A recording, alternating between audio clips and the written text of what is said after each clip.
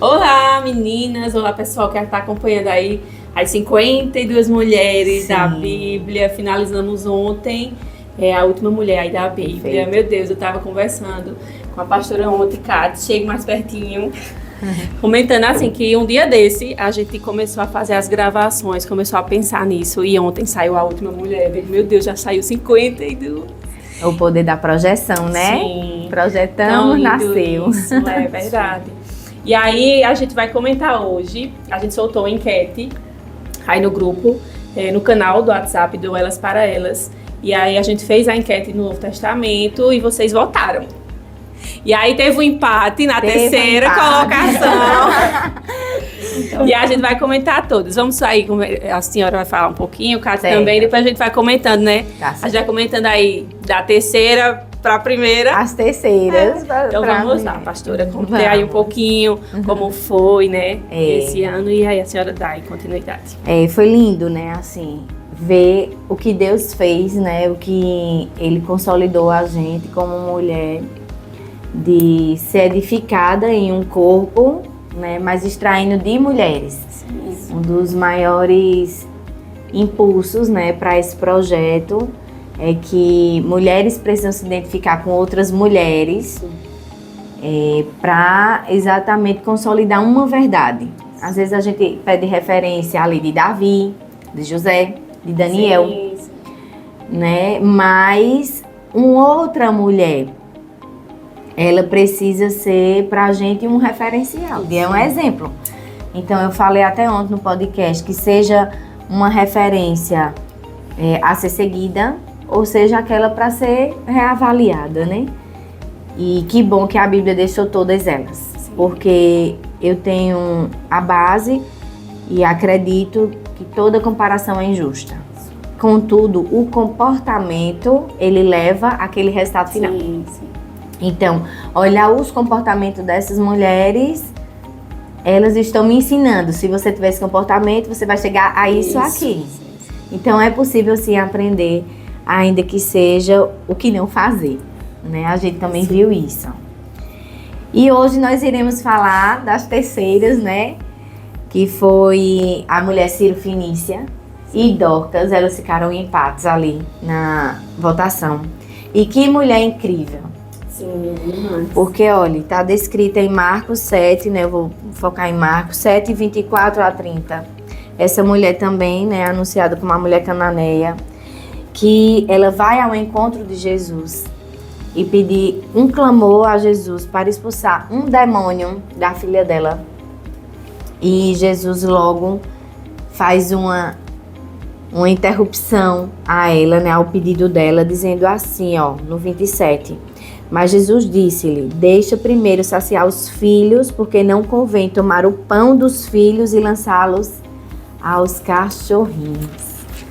Meu Deus, né? De tirar fôlego, porque a mulher, ela quando vai, e principalmente ela indo com uma necessidade a ser atendida, ela logo, se for olhar friamente o texto, sem ver o contexto, Jesus logo foi muito grosso, impediu ela de avançar e não saciou a necessidade. Contudo, Jesus estava ensinando aquela região. Jesus veio para os seus. Então, ele precisava dar um limite. Ela era de uma terra que Jesus não veio para essa terra, né? E aí, ele estava ensinando como que essa mulher, a humildade dessa mulher, assim, o que mais me marca é a humildade dessa mulher. De se lançar aos pés de Jesus, de reconhecer a linhagem dela. Sim, Jesus, eu não sou da sua linhagem. Mas me convém de comer das migalhas, que quando sobram desses pães que estão na mesa, o que ficar pode ser para nós. Botando em outra linguagem. Sim. Meu Deus do céu. E ela foi atendida. Jesus logo, quando escuta ela dizer isso, né, que deixe debaixo da mesa as migalhas dos filhos, eles podem comer. Aí no 29, então Jesus, ouvindo, né, por essa palavra, vai, que o demônio já saiu de tua filha. E ela, indo ao encontro da sua filha, achou ela deitada sobre a cama, pois os demônios já tinham ido embora daquela jovem, vamos dizer, ou criança, não fica claro. Mas o quanto a humildade da gente, o quanto esperar um pedido ser, né, maturado, esperar o tempo de ele ter uma resposta é tão importante. E reconhecer a nossa origem, dar uma ativação para que Deus possa aplicar a origem dele na nossa vida. Amém, perfeito. Então eu reconheço a minha limitação e vou para ele que é além da minha limitação e ele vai expandir. Mas imagina se aquela mulher, pela rejeição, ela tivesse parado, né, na cabeça dela, os frutos, as raízes, né, da alma, e ela não tivesse. Mas Jesus, pense direitinho, digamos, né? Me convém que o tempo que o Senhor terminar para os seus, o que sobrar, eu vou continuar esperando. Então é uma mulher que ela não quer o olhar só para ela. Ela reconhece a missão do outro, que a missão desse outro Jesus vai alcançar ela quando ele terminar a missão dele. Perfeito. E é tão lindo, né, isso? Sim, perfeito. Eu amei essa mulher. Né, e ficar aí esse registro de ensino. E vocês fiquem à vontade também, né, de como que você era edificada com essa mulher. Acho que é muito sobre a fé, né? A fé abriu as portas ali e ela não usou aquilo como uma rejeição, assim, né? Jesus me rejeitou e tal. Provavelmente pode ter acontecido de alguém ter dito a ela no caminho, ele não vai lhe ouvir, porque ele não ouve a gente, ele não sabe. E aí, se ela voltasse, ela poderia ouvir, tá vendo? A gente não disse, não, mas ela disse, eu vou. E foi a fé dela ali, né? Que abriu, assim, as portas. E aí vocês veem como Jesus ficou maravilhado com a fala e com o posicionamento dela. Sim. Eu achei lindo, assim, a história dela é fantástica. Por ser forte. Mas, assim, é lindo, maravilhoso. Assim, eu aprendo muito em relação à fé, não desistir. Eu fiquei impactada com a humildade mesmo. Eu vi uma frase uma vez que dizia assim: o tanto de orgulho que você tem dentro de você é o tanto de demônios que você tem dentro de você.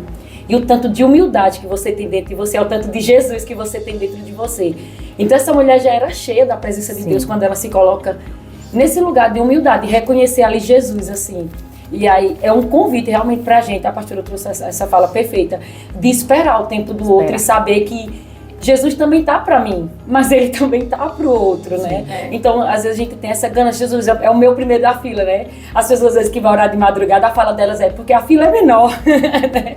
Mas não é sobre Jesus estar para todos, né? Só que eu preciso reconhecer primeiro o que ele tem para mim, a minha origem e o que ele tem outro. Então, assim, essa humildade de você se entender e entender o outro é tremenda, assim, acho que é um ponto que divide as águas mesmo assim. Eu estou sendo muito convidada a ter esse olhar assim, isso realmente faz uma diferença no que você tem de Jesus, no que você vai cumprir no seu propósito. E assim, essa mulher alcançou uma cura para a família dela, dentro de um posicionamento de origem, como a senhora falou. Ela reconheceu, tá, minha origem é essa. Mas tem para mim também, tá tudo certo. O que tem mais, lindo, né? É lindo demais. Perfeito. É isso com essa mulher, né? Sim.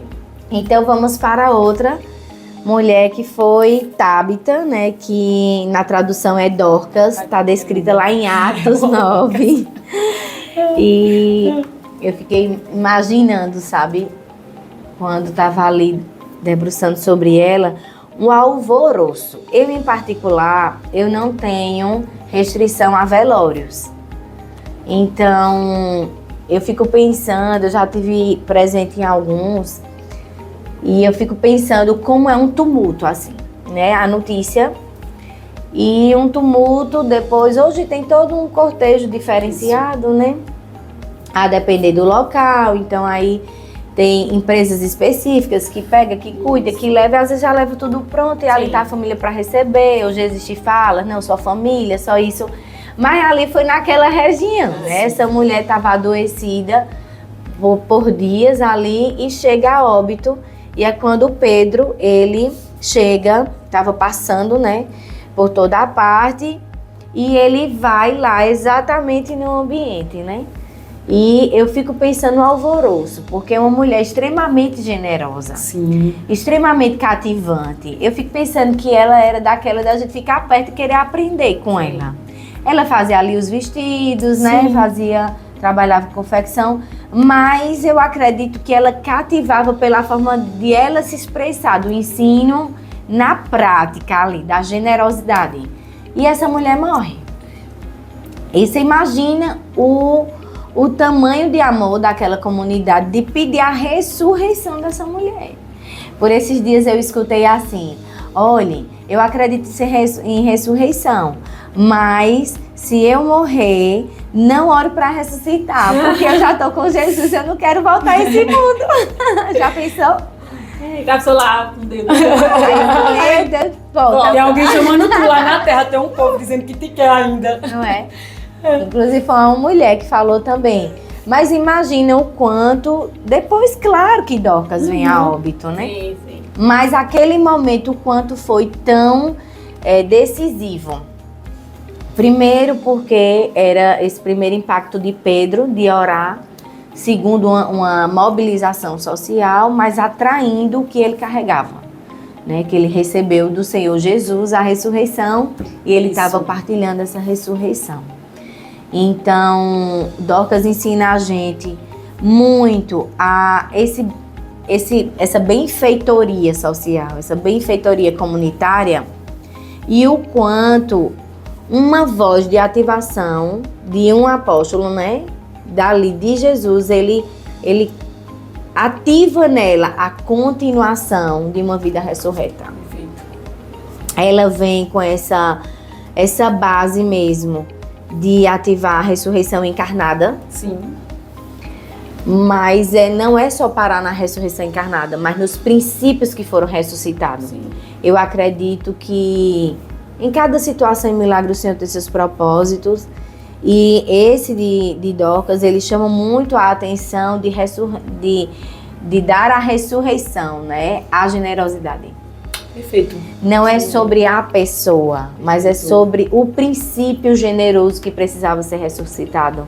Isso. Então, eu posso estar em plenas condições de vida, de saúde, mas o quanto que dentro de mim, como uma mulher, há necessidade da ressurreição de uma vida generosa.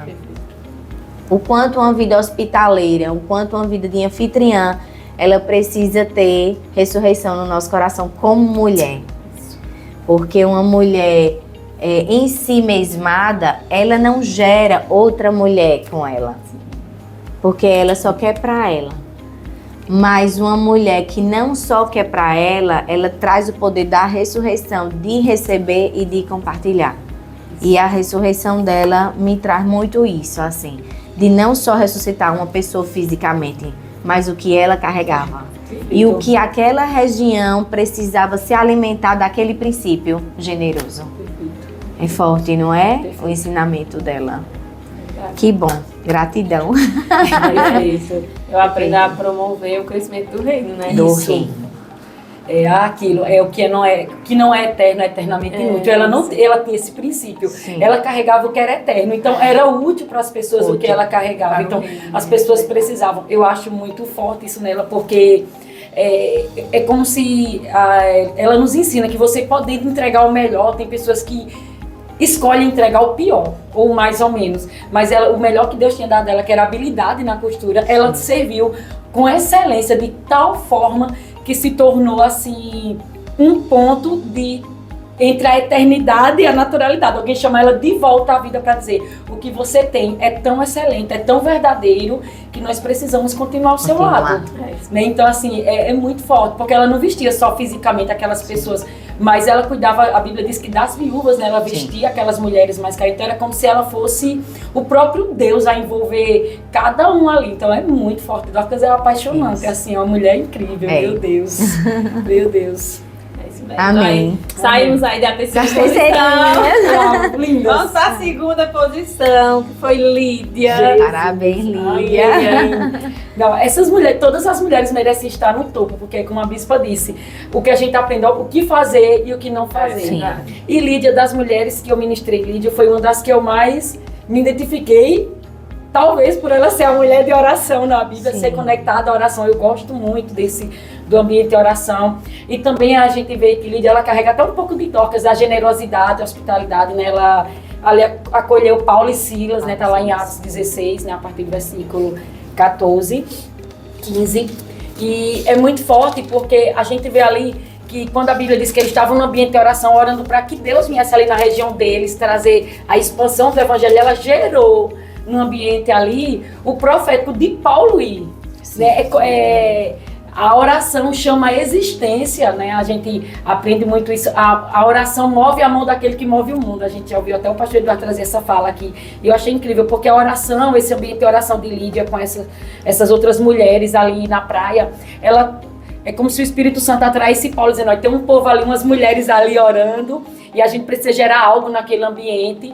E ela tinha um evangelho, assim, a oração e a base do evangelho tão forte, tão consolidada nela, que apesar de Paulo ali ter apanhar, ter sofrido, quando Paulo sai da prisão, ele diz, vamos colher de novo. A gente não tem medo da resposta do povo, porque a gente está conectado a um princípio eterno. Sim. Ela não tinha medo da casa dela, era uma mulher, a Bíblia diz que ela, bem financeiramente, né, uma mulher, na cidade ela trabalhava com púrpura também, com tecidos, sim, essas coisas, mas a gente vê que ela não tinha medo do que a sociedade pensava ao acolher Paulo ali e Silas. Ela estava mais conectada em ver Deus agindo naquele lugar. E assim, essa vida de se conectar ao que Deus está fazendo, ao propósito. O propósito de Deus ali era a salvação, era atrair Paulo, e ela estava conectada com esse propósito. Sim. Ela não estava preocupada, ela tinha uma fome por Deus, essa fome assim. Eu acho incrível como essa fome por Deus faz com que a gente atraia realmente Deus para tantos lugares. Tantos lugares. E essa experiência de buscar uma vida de oração, ela não é só quando a gente está na igreja, no culto, no quarto fechada. Ela é de fato a sua vida. Você está ali, às vezes eu estou andando de moto, eu oro muito andando de moto, eu oro muito fazendo feira no supermercado, estou ali pegando as coisas, estou orando. É um estilo de vida. Agora a palavra estilo, né? Que estilo muda. Vontade, não é estilo de fato, mas é uma escolha de vida orar. Como é uma escolha de vida, você precisa de água todo dia, você precisa se alimentar. A oração é como isso. É como um banho, é como uma troca de roupa, ela é diária, ela é constante e ela tem que ser natural. Orar, a gente foi chamado para esse ambiente de oração. Então orar não tem que ser uma coisa sobrenatural acontecendo sobre a gente. Sim. É o natural que vive na gente espiritual. A gente é espiritual antes de ser natural. Então é totalmente normal a gente orar constantemente. Não é natural, não é normal, é um cristão não orar. Só orar no culto, só orar se eu fechar a porta, ter toda uma estrutura, uma liturgia para orar.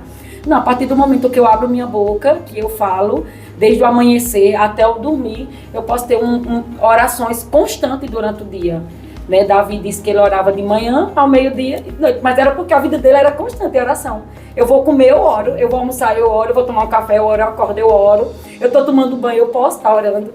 Então, assim, entender que essa vida de oração não é um evento que acontece, mas é quem eu sou. Sim. É a minha linguagem espiritual do Pai comigo. Então, amém. Lídia, ela nos conecta nesse lugar de oração. Estava numa praia, eles que estavam na praia, orando. Orando. Então, é sobre você saber que é muito natural orar, é muito normal um cristão ter essa vida de oração. E a gente precisa buscar, né, aumentar a fome. Amém. Então, ela me impactou a ter, assim, mais fome de entender que orar faz parte de quem eu sou quando eu me conecto com o Espírito Santo, com Deus Pai e com Jesus. Amém. É verdade. É um versículo em Atos 16, 14 que diz assim, né? O Senhor abriu o coração de Lídia para que ela prestasse atenção ao que Paulo dizia. Perfeito. Aí eu lendo, né, sobre Lídia, aí foi uma das minhas orações assim. Sim. Depois. Senhor, abre meu coração para prestar atenção à tua palavra, isso, sabe? Me dá um coração sensível. Isso. Porque às vezes a gente tá tão, assim, atordoada no automático com as coisas. Mas quando a gente pede ao Senhor para que Ele abra o nosso coração para o que é dele, para que Ele mostre. A gente vê Deus em tudo. Tudo. E a gente, feita a pastora falou ontem aqui, né? Na academia, você tá comigo. Por favor, não posso estar sozinha. Então, às vezes a gente acha assim, quando eu abro a Bíblia, eu dobro meus joelhos aqui. Às vezes aparece, né? Quando eu entro na igreja, às vezes está lá. Exatamente. Tá? Mas Ele está comigo em todo o tempo. Então, Senhor, abre meu coração para que eu preste atenção no que o Senhor quer. Em todos os lugares, em todos os momentos, o Senhor está comigo. Eu aprendo essa sensibilidade, assim. Isso. Perfeito. A sensibilidade de atrair o reino em sua verdadeira ação. Isso. Que é de acesso livre ao que é reino, ao que é eterno. Sim. Né? A conexão ao que é eterno. Ao que é eterno. Vamos embora. E aí a gente vai para a primeira. A primeiríssima, que foi a mulher hemorrágica. Ai. E que, assim, eu acho que é uma das, Eu amo ela também. assim, de fé, sabe? De você ver, ela me ensina muito, muito. Eu digo, meu Deus, como ela é tão linda. É. Assim, que não deixou a situação e a dor. Eu fico pensando, meu Deus, como essa mulher sofreu 12 anos com uma doença, assim, que além de ser difícil para ela, socialmente tinha um peso, né? Isso. Sim. Então, ela vivia ali, eu acho, retraída, não saía, não podia tocar em nada de ninguém. E ela foi atrás do que ela tinha certeza no coração que ia resolver o problema dela, né? Isso. E ela passar por todos e tocar. E aí eu acho lindo que Jesus diz, né? Quem me tocou? Isso. Ele percebe que aí ele diz, algo, saiu o poder de mim. Né? Virtude. Isso. Exatamente. Mas a Bíblia diz que assim que ela tocou, ela foi curada. Antes da fala dele, ela foi curada, ela tocou nele e foi curada. Aí eu digo, meu Deus, como é maravilhoso, assim como ela de ir, de fazer, de não ser impedida disso. Aí eu fico maravilhada com a fé dela. E quando ele chama ela, ele traz de volta a identidade dela, né? Isso. De filha. Porque além dela não poder falar com pessoas, ser tocada por pessoas, sair, mas quando Jesus olha pra ela, ele chama ela de filha. Isso.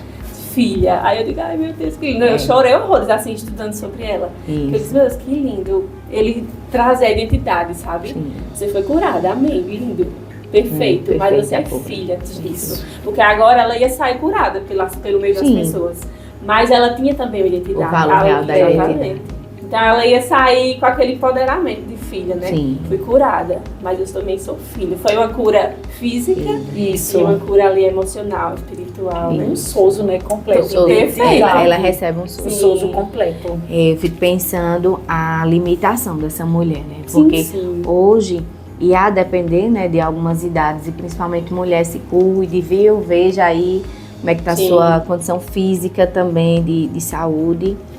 E as regras mensais, né? Assim, a menstruação mesmo, ela traz isso também, uma oscilação. Às vezes já tem.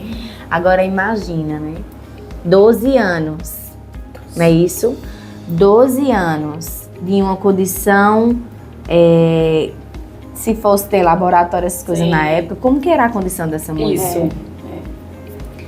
E ela vencer a própria limitação física de força. Sim, Isso. com Força de certeza. falar, força de andar, né? Força de raciocinar. Uhum. Algumas taxas baixas, tira a pessoa da concentração, verdade.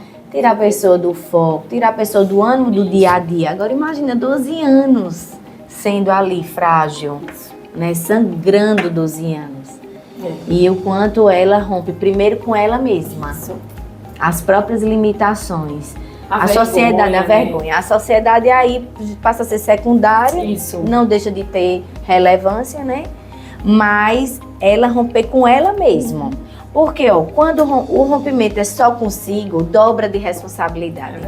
Enquanto tá muito, não, é o outro, porque o outro não deixa, Sim. porque o outro, né, existia uma lei que eu não podia tocar, que eu era imunda, que eu não podia sair no arraial porque eu tava imunda, Isso. que, É, né, o como mau se fossem cheiro. desculpas, né? Exatamente. Mas quando eu digo, não, você só tem você. Isso. Você só tem você, sua. Aí tá entre a mente e o coração. É um palmo, é 2 palmos. Pra você entender que é só você. É Isso. você que determina o fim. É uma decisão que vai mudar seu fim. Esses dias eu postei sobre isso, né? Que são as maiores. E ela disse, não, é sobre a minha condição de enfrentar a mim mesma, então eu vou. E aí a sociedade, né, as leis, elas passam a ser secundárias e ela mesma rompe. Eu acho que em muitos momentos de nossa vida, ela nos ensina a romper com nós mesmas. Com o eu mesma, o eu mesma. Sim, sim. Não, eu não vou ter condição, eu vou ter condição. Não, eu não vou suportar essa vergonha de ir pedir um perdão, de ir me refazer, me reposicionar o caminho. Se eu vestia, né, uma característica de caráter, de fala de uma forma, hoje eu não vou mais, eu vou ser essa mulher. Se eu tinha uma boca, né, assim, X, eu agora não vou ter mais. Então, ela parar e dizer assim, se isso é doença na minha vida, eu agora vou buscar a saúde. Isso é ensinamento clássico de romper consigo mesma. Coragem e ousadia. Isso. Eu fico assim impactada porque quando o texto diz assim que a multidão, cada um deixa muito claro, a multidão cercava, comprimia Jesus, né, em 42. E aí a ideia é, pronto, gente, quando eu vou aqui na Feira da Sulanca, eu fico desesperada, porque é o povo tudo esbarrando em mim, toda hora, dá uma agonia, eu não gosto. Então assim, quando ele diz assim, Jesus diz, alguém me tocou, eu acho muito forte que Pedro faz, oxi, nada a ver o que o Senhor está dizendo, todo mundo está esbarrando no Senhor, porque é uma multidão ali. Aí isso me leva a pensar que eu posso estar, muitas vezes, Jesus presente, eu posso estar esbarrando ali na palavra, eu estou aqui no culto, Jesus está presente no culto, eu posso estar no culto, mas eu posso não estar tocando Jesus. Minha vida pode estar aqui sendo... Só estou ali sentada, talvez analisando a pregação, analisando as pessoas, e Jesus passando, eu esbarrando nele, mas não tirando nenhuma virtude dele para mim, saindo com a mesma enfermidade que eu cheguei no culto. Então assim, a ideia dela de ter uma ideia diferente de todo mundo, nos textos anteriores a gente vê Jesus dizendo assim, que Jesus tocava nas pessoas e elas eram curadas. Então muitas vezes a gente espera a ação de Deus, mas a nossa ação, e a ele a indiferença, é de se esbarrar neles e assim, não, tá? Porque a gente quer um poder, alguém colocando a mão e transferindo tudo pra gente. Só que essa mulher, ela tem ideia, ele não pode fazer nada por mim, em teoria, porque ele não pode me tocar, eu sou impura. Mas eu posso tocá-lo, eu posso alcançar a cura nele. Então ela teve uma ideia diferente de todo mundo esperando Jesus tocar. Ela disse, não, eu vou fazer aqui alguma coisa para chamar a Ela atenção jamais dele. ia poder Isso. ser tocada por Jesus pela condição Pelo dela, princípio. pela lei. Sempre tem a lei, né? Sempre tem um protocolo nos ambientes. Quando você ela respeita os protocolos. também não poderia. Ali foi um Isso. ato de fé. Exatamente. Porque ele podia, assim... repreendê-la, né? Isso, assim, a recusa desse Isso. toque, né? A repreensão Isso. de fazer ela reclusa, né? E de ele não se tornar um imundo, Isso, porque... isso. Mas Jesus tem outra situação, né? Que Isso. Jesus, ele não está preocupado se um pecador toca nele, ele vai ficar imundo. Isso. A maior surpresa que pode ter é o pecador ser limpo. Exatamente. Não é Jesus ser... né? Impuro. Então, ele não tinha preocupação com essa performance. Já a sociedade teria. Exatamente. Há uma mulher, né, com esse fluxo hemorrágico me tocando, eu vou se tornar uma impura como Isso. ela. Ele não tinha isso, ele estava exatamente para o oposto. Exatamente. Mas ela não sabia que era o Isso, oposto. isso, Ela foi em impulsionada fé, pela fé. E assim, no meu milagre, qual é a parte que me cabe? Né? Qual é a Sim. parte que me cabe? Não é só Deus fazer o sobrenatural, mas é o que me cabe. É a que a senhora estava falando. Não é a oferta que santifica o altar, mas o altar que santifica a oferta. Então não era Jesus que nos santifica quando a gente toca nele. A gente não torna ele imundo. Sim. Né? O nosso pecado não tem espaço nele. Isso é Sim, muito lindo. perfeito. Porque a É gente perfeito. pode se entregar confiadamente, né? Quando o texto diz, Deus preparou um novo e vivo caminho para a gente transitar. A gente não precisa mais andar por aqui. Aí eu fico assim, apaixonada nela por essa atitude incrível dela, assim, de dizer, era morte ou vida, é quase a rainha Esther, eu vou para a presença do rei. Se morrer, morri. Perecer. Então ela chegou no ápice, ela dizia assim, ou agora eu sou curada ou eu vou ser apedrejada pela sociedade. Não tem Sim. mais outra saída. Que ela já não aguentava. É, Ali ali foi é o que uma- aconteceu comigo. Não tinha mais escolha, ela estava assim, era a vida e a morte diante dela. E eu louvo a Deus, porque ela escolheu a vida. Ela já estava anunciando Paulo. Isso. Eu não tenho minha vida como Preciosa, preciosa. né? Eu me deixarei ser gastado, né? Então, Ela se colocou é ali. como se ele me fulminar, me fulminou. Mas Bom, também, É. né? E assim, pronto, de tudo que eu já busquei, porque Sim, na Bíblia não isso. destaca muita coisa de investimentos, né? Mas disse que gastou Mais de tudo. 12 anos, a Bíblia deixa claro que ela gastou tudo. Então, tudo. todos os recursos da época ela foi. É. Não, Então ela gastou as últimas forças, os últimos minutos de vida, ela gastou tudo que ela tinha ali, tudo ou nada. Sim, o foco é tudo ou Jesus, nada, o minha foco é gente. Jesus. O foco é Jesus. O foco Glória a Deus por isso, é lindo demais. E aí eu gosto muito, tem um pregador que dizia assim, que Jesus diminuiu os passos, porque já sabia que ela estava vindo e que ela não tinha tanto. Aí ele disse, Jesus foi diminuindo os passos, dizendo assim, deixa ela vir, vai chegando, né? Não é. E assim, ele permite que a gente se aproxime dele, é lindo Ele é demais, acessível. lindo demais. é isso. Então a fé precisa nos mover, né? Isso. Se você tiver, eu tenho fé, mas não faz nada, não pode, É. né? Tem que ter a Não. fé ativa. Tem Pra que mover ter. e ir em busca do milagre, Amém, né? glória a Deus. Se por for isso. falar, tudo é de fé. Dorcas, fé nas obras, Sim. né? Sim, A Ciro Fenícia, Ai, meu Deus. pelo amor de Deus, né? Porque É purinha. para além dela, era para uma pessoa dela, que era a filha, mas não era ela em si, né? Fé pela A oração. a posição de oração e a fé de ser curada fisicamente, né?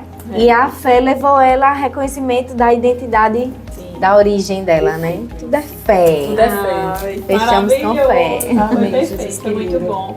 Estou grata por ter Amém. participado. Assim, foi um tempo de crescimento muito Ai, lindo. grande. E cada mulher, tanto as que eu falei que aí a pessoa estuda mais ali a Mais. fundo, mas como todas que a gente acompanhou e ouviu. Aí, estou preparadíssima para as coisas. Olha, o que vem aí, orem, vamos orar. E é isso, eu agradeço Vamos muito. Deus orar. abençoe. Amém. Orar para que 2026 o Senhor nos dê, né, a direção do que Ele quer. Amém. Já tem algumas mobilizações internas, né? Mas a gente vai estar em breve, vamos dizer assim, publicando como é que vai ser as telinhas para nós ano que sim. vem e alcançar as mulheres extra encontros físicos, né? Eu penso que essa expansão de ter acesso mesmo aos aplicativos, que são vários, né? As redes sociais, é uma forma assim de expansão, de edificação no reino.